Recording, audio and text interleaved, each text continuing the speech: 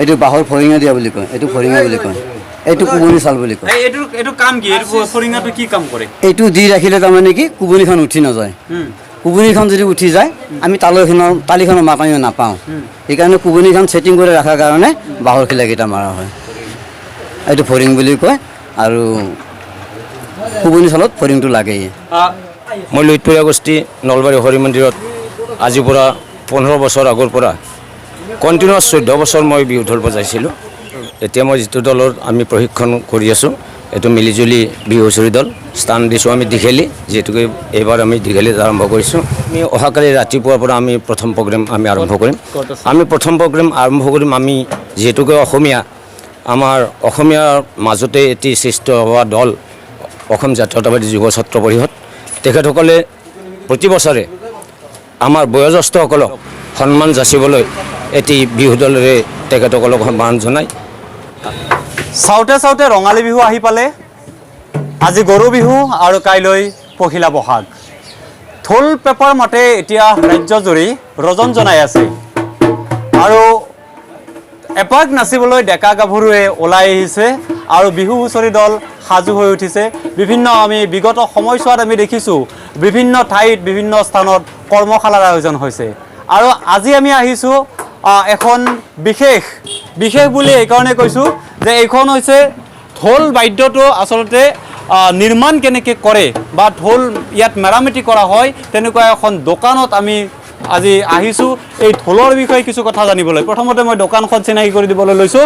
এইখন হৈছে বৰভাগ কালাগৰ চকৰ বিশ্বকৰ্ম বিজয় ভাণ্ডাৰ আৰু এখেতসকলে আজি 15 বছৰ ধৰি এইদৰে ঢোল নিৰ্মাণ কৰি আছে, ঢোল মেৰামতি কৰি আছে।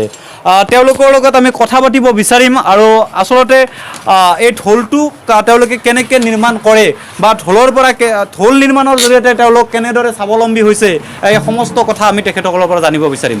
দাদা, আমি স্বাগতম জনাইছোঁ আপোনাক মোৰ ইউটিউব চেনেল পোহৰ অসমলৈ। কওকচোন।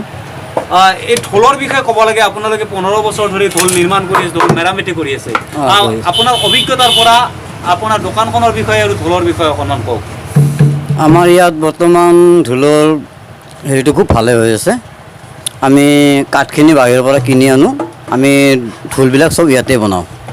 কি কাঠেৰে নিৰ্মাণ কৰা হয়? ঢোল আপোনাৰ ভাল ঢোল 1 নম্বৰ ঢোল ল'বলগীয়া হ'লে কঁঠালৰ হাড়ৰ ঢোলটো 1 নম্বৰ আৰু তাৰে মাজত 2 নম্বৰী মালো আজিকালি এতিয়া আধুনিক দিন যেতিয়া জিটি কাঠৰো ওলায়। 1 নম্বৰটো কঁঠাল কাঠৰ, কঁঠালৰ একদম হাড়ৰ ঢোলটো, সেইটো হ'ল 1 নম্বৰ। আমি সেইটো ঢোলে ইয়াতে এতিয়া বিক্ৰী কৰি আছোঁ। এতিয়া বৰ্তমান ঢোলৰ দামবিলাক কেনেকুৱা? ঢোলৰ দামটো আপোনাৰ যিটো চালানী মাল আহে সেইটো আপোনাৰ 5,000 5,500 বিক্ৰী হয় আৰু আমি যিটো কঁঠালৰ ঢোল আমি অৰ্ডাৰ কৰি বনাই আনো সেইটো ঢোল আপোনাৰ 8,000 8,500 টকাত বিক্ৰী হয়। আৰু এই যে চামৰাবিলাক আমাৰ ঢোলৰ তালি চাউলটো হ'ল চেউৰী গৰুৰ আৰু কুবনি চাউলটো হ'ল দমাৰা গৰুৰ আৰু বৰদি চাউলটো হ'ল হালা গৰুৰ। আপোনালোকে ঢোলটো এটা নতুন ঢোল নিৰ্মাণ কৰাৰ পিছত, বনোৱাৰ পিছত সেই ঢোলটোৰ বয়স কিমান থাকে, আয়ুসকাল কিমান থাকে ক'ব? আমাৰ চাউলটো এবছৰত গুচি যায়গৈ, চাউলটো নাথাকে, কিন্তু কাঠটো একদম যদি কাঠলৰ হাড়ৰ হয় তেতিয়াহ'লে আপোনাৰ মোটামুটি লাইফ টাইম হৈ যায়। আপোনাৰ ইয়াত কঁঠালৰ ঢোল কোনটো আছে দেখুৱাই দিব পাৰিব নেকি? পাৰিম। এইবোৰ আছে, আমি চাব বিচাৰিম আৰু তেখেতে দেখুৱাই দিব। মানে গোটেইবিলাক ঢোলৰে যিহেতুকে তেখেতে ব্যৱসায় কৰি আছে আজি 15 বছৰ ধৰি, গতিকে তেখেতে যথেষ্ট অভিজ্ঞপূৰ্ণ ব্যক্তি। এইবোৰ আছে কঁঠালৰ হাড়ৰ ঢোল, এইবোৰ বনাই থোৱা আছে কঁঠালৰ। এইবিলাক আপোনালোকে অৰ্ডাৰ কৰি আনে? এইবোৰ আমি কাঠবিলাক অৰ্ডাৰ কৰি পেলাই আনি পেলাই ইয়াতে বনাই দিওঁ নিজে। আপুনি 15 বছৰ আগৰ পৰা এই ব্যৱসায়টো কৰি আহিছে? 15 বছৰ আগৰ পৰা। আৰু আপোনাৰ মানে শিক্ষা কেতিয়াৰ পৰা লৈছিলে, ক'ত লৈছিলে? শিক্ষা আমাৰ দেউতাই কৰিছিলে এইটো কাম, বংশগত কাম। আমাৰ দেউতাই কৰাৰ আমি একদম সৰুৰ পৰাই এইবোৰ বস্তু পালোঁ, পাই পেলাই আমি সৰুৰ পৰা তাৰমানে জন্ম লোৱাৰ পৰাই এইবোৰ কাম কৰি থাকোঁ। আপুনি ঢোল বজাব জানে নেকি? আমি মোটামুটি জানো। বজাব জানে? অকণমান বজাই দিব নেকি?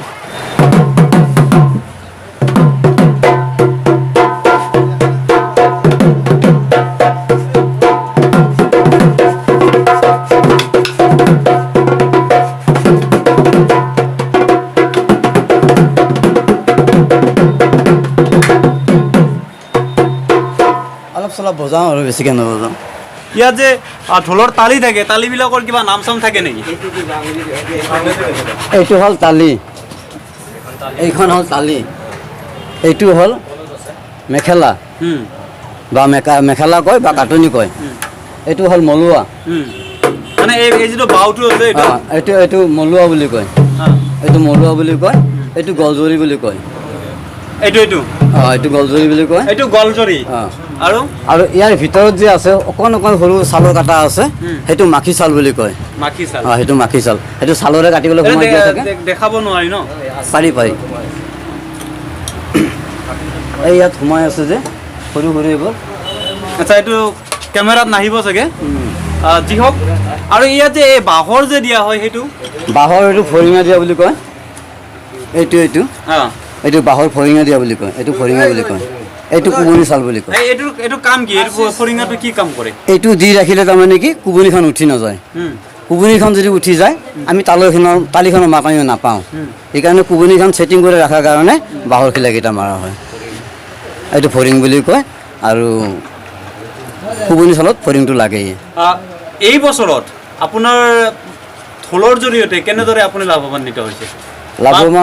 এতিয়া গ্ৰাহক কেনেকুৱা বৰ্তমান? গ্ৰাহক বৰ্তমান লাগি আছে। মই নতুন ঢোল বেছি বিকা নাই, আপোনাৰ 9টা 10টামান নতুন ঢোল বিকিছোঁ, আৰু ৰিপেয়াৰিং ধৰক মোটামুটি 30টামান ৰিপেয়াৰিং কাম কৰিছোঁ। বছৰটোত গোটেই বছৰটোতে চলেনে? গোটেই বছৰটোত মোৰ বিহুৰ কাম তেনেকৈ নচলে, কিন্তু বাকী বাদ্যবোৰ মোৰ বছৰটোত চলি থাকে। মানে আপুনি এই কাম কৰিয়ে? এইটো কামেইতো মোৰ একদম গোটেইখিনি, এইটো কামেই কৰি থাকোঁ মই বাৰু। স্বাৱলম্বী হ'ব পাৰে? চলি থাকিব পাৰোঁ, ঈশ্বৰে চলায়। আমি আপোনাক ধন্যবাদ জনাইছোঁ আমাক কথাখিনি সুন্দৰভাৱে কোৱাৰ বাবে। আৰু আচলতে এই যে ঢোলকেইটা, মই মোৰ কেমেৰা পাৰ্চনত থকা দাদাজনক দেখুৱাবলৈ মই আহ্বান জনাইছোঁ। এই ঢোলকেইটা আচলতে মেৰামতি কৰিবলৈ অনা হৈছে, আৰু এই ঢোলকেইটা নলবাৰী দীঘেলী অঞ্চলত জন্ম হোৱা এটি বিহু হুঁচৰি দলৰ ঢোল, আৰু তাৰে মূল ব্যক্তি বুলি ক'ব লাগিব, অন্যতম ব্যক্তি পখীন্দ্ৰ দা আছে। আৰু তেখেত আচলতে আগতে লুইতপৰীয়া বিহু দলত, যিটো নলবাৰীত এটা বিশেষ নাম আছিল লুইতপৰীয়া বিহু দল বুলি ক'লে, আৰু সেই লুইতপৰীয়া বিহু দলৰ তেখেত অন্যতম ব্যক্তি আছিলে। আৰু তেখেতৰ পৰা অকণমান আপুনি আগুৱাই আহক অকণমান, এখেতৰ পৰা আমি অকণমান জানিব বিচাৰিম এই ঢোল সন্দৰ্ভত আৰু আপোনালোকৰ বিহু হুঁচৰি দলটো সন্দৰ্ভত। নমস্কাৰ। প্ৰথমতে মই অসমবাসী ৰাইজলৈ ৰঙালী বিহুৰ শুভেচ্ছা যাচিছোঁ। মই আমাৰ ঢোলবাদক, আমাৰ ঢোল মেৰামতি আমাৰ মাষ্টাৰ যিজন, তেখেতক অশেষ ধন্যবাদ দিছোঁ। তেখেতৰ হাতৰ ঢোলে বজাই আছোঁ। বিহু ঢোল বজালোঁ, বহু সৰুৰ পৰাই বজাইছিলোঁ। অন্যতম বুলি ক'লে অন্যতম নহয়, এজন গোটেইজনৰ মাজৰে ব্যক্তি বুলি মই ভাবোঁ। মই লুইতপৰীয়া গোষ্ঠী নলবাৰী হৰি মন্দিৰত আজিৰ পৰা 15 বছৰ আগৰ পৰা কণ্টিনিউৱাছ 14 বছৰ মই বিহু ঢোল বজাইছিলোঁ। আজি আমাৰ অসমবাসীয়ে যদি আমাৰ এই পোহৰ ইউটিউব চেনেলটো চাই আছে, নিশ্চয় তাত লুইতপৰীয়া গোষ্ঠী নলবাৰী হৰি মন্দিৰৰ বিহু চোৱা দৰ্শক নিশ্চয় বহুত আছে কিজানি, গতিকে তেখেতসকলে অনুসৰণ কৰিব। বৰ্তমান যিটো বিহু হুঁচৰি দল আপোনালোকৰ জৰিয়তে প্ৰস্তুত হৈছে, কি নাম ৰখা হৈছে? আচ্ছা, আমাৰ এতিয়া মই যিটো দলৰ আমি প্ৰশিক্ষণ কৰি আছোঁ, এইটো মিলিজুলি বিহু হুঁচৰি দল। স্থান দিছোঁ আমি দীঘেলী, যিহেতুকে এইবাৰ আমি দীঘেলীত আৰম্ভ কৰিছোঁ। গতিকে মিলিজুলি বিহু হুঁচৰি দল, এই দলটি আমি আখৰা কৰি আছোঁ। বিভিন্ন প্ৰান্তৰ পৰা আমাক আমন্ত্ৰণ জনাবলৈ আহি আছে। আমি যথাসম্ভৱ আমি কিছু আমন্ত্ৰণ ৰক্ষা কৰিম, তাৰ বাবে কিছুমানক আমি প্ৰতিশ্ৰুতিও দিছোঁ। আৰু আখৰা আমাৰ সম্পূৰ্ণ চলি আছে। বিহু ৰাখিছেনে নাই? বিহু আমি কিছু ৰাখিছোঁ, যিখিনি আমি সম্ভৱপৰ বুলি ভাবোঁ। আমি অহাকালি ৰাতিপুৱাৰ পৰা আমি প্ৰথম প্ৰগ্ৰেম আমি আৰম্ভ কৰিম। আমি যিহেতুকে অসমীয়া, আমাৰ অসমীয়াৰ মাজতে এটি সৃষ্টি হোৱা দল অসম জাতীয়তাবাদী যুৱ ছাত্ৰ পৰিষদ, তেখেতসকলে প্ৰতি বছৰে আমাৰ বয়োজ্যেষ্ঠসকলক, আমাৰ নলবাৰী জিলাৰ বয়োজ্যেষ্ঠসকলক সন্মান যাচিবলৈ এটি বিহু দলেৰে তেখেতসকলক সন্মান জনাই, আদৰণি জনাই। ঢোলবিলাক আমাৰ অলপ ধেমা হৈছে, আমি ওস্তাদৰ ওচৰলৈ আহিছোঁ, তেখেতে আমাক ঢোলকেইটা বনাই দিব। আৰু আজিও আমি আমাৰ আখৰা আৰম্ভ কৰিম সন্ধিয়া ঠিক 5 বজাত। মিলিজুলি বিহু হুঁচৰি দলে কাইলৈ ৰাতিপুৱাই আৰম্ভ কৰিব তেওঁলোকৰ অনুষ্ঠান, আৰু এই অনুষ্ঠান হ'ব অসম জাতীয়তাবাদী যুৱ ছাত্ৰ পৰিষদৰ বেনাৰত। সমূহ অসমবাসী ৰাইজকে বিহুৰ শুভেচ্ছা জনাইছোঁ, আৰু আশা ৰাখিছোঁ আপোনালোক আটাইয়ে, যিখিনি নলবাৰীবাসী ৰাইজ আটাইয়ে কাইলৈ আহিব। নলবাৰী চহৰত মিলিজুলি বিহু হুঁচৰি দলৰ বিহু আপোনালোকে উপভোগ কৰিব পুনৰবাৰ আপোনালোকলৈ এই আহ্বান ৰাখি এই ভিডিঅ'টো সামৰণি মাৰিছোঁ আৰু চাই থাকিব মোৰ ইউটিউব চেনেল পোহৰ অসম লাইক কৰিব কমেণ্ট কৰিব আৰু মোৰ চেনেলটো ছাবস্ক্ৰাইব কৰিবলৈ নাপাহৰিব এই আশা ৰাখি এই ভিডিঅ'টো সামৰণি মাৰিছোঁ ধন্যবাদ নমস্কাৰ